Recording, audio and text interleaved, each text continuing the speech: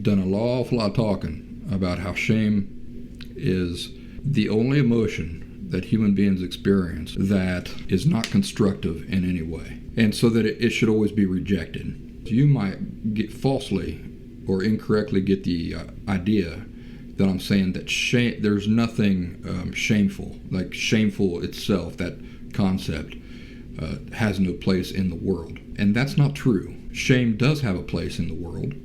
It just doesn't have a place applied to people. What does it mean when we say that something is shameful?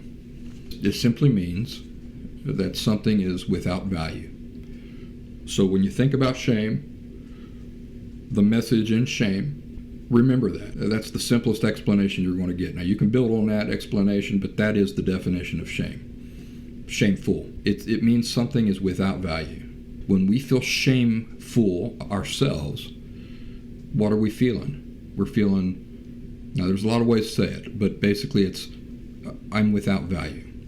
So, I'm a piece of crap, or, my substitute for the S word these days is, I'm a piece of horse papilli. I'm devoid of worth. I'm broken. I'm a mistake.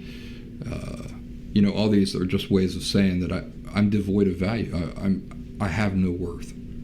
That's what a shameful thing is. It's something that is devoid of any value. So when we apply that to ourselves as people, it's inappropriate and it's only destructive because there's no such thing as a person being shameful. In other words, there is no such thing as a person being devoid of value. Let's go back to Uvalde, Texas. The shooting there and just the terrible things that went on there in Uvalde. The acts committed by the shooter in Uvalde, Texas, in that grade school, were without a doubt shameful. They were shameful acts. What does that mean? It means that the acts of that boy were completely devoid of any value whatsoever. How about the failure of the police to do their jobs and save those children's lives? Absolutely shameful. All these things completely devoid of value. So, yes, there are many, many times in life where we look upon a thing that is completely shameful. That is, it is devoid of value.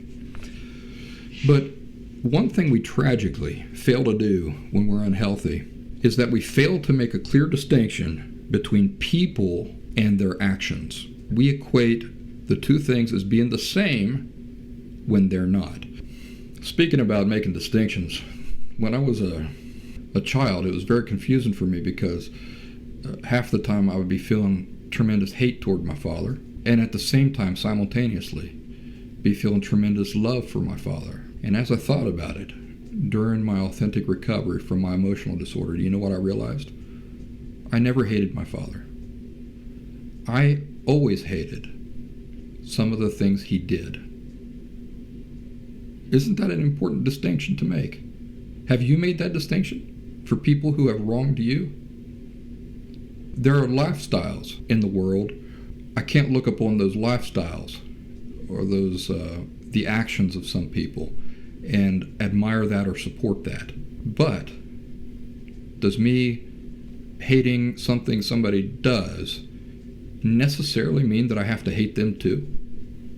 Not when you're healthy and you're able to make distinction between who and what people are and the things they do. Isn't that nice? You can still love a person tremendously and still recognize some of the things they do as being wrong or being unhealthy or being things that you can't support, and even hate certain things. A lot of people will tell you that hate has no place in the world. Well, they're wrong. They're wrong. People who say that, they equate hating a thing as the same as hating the person doing that thing. It doesn't have to be that way. For some people it is that way. But it shouldn't be. It shouldn't be. That distinction needs to be made.